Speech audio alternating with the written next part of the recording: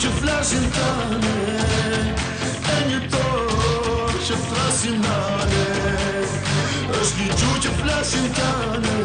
Ndërkohë, kemi mundësin të shohim edhe pankarta të ndryshme të vendosura aty, ku ndodhet zoti Berisha,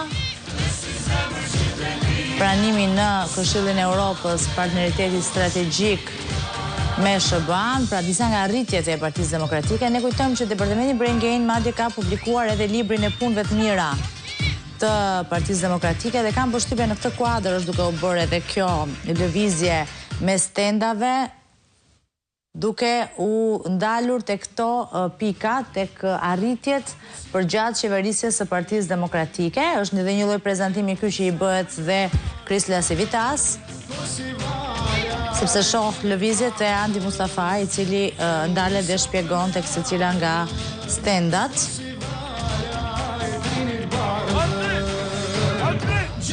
Është Rilindja Demokratike, janë artikujt të publikuar.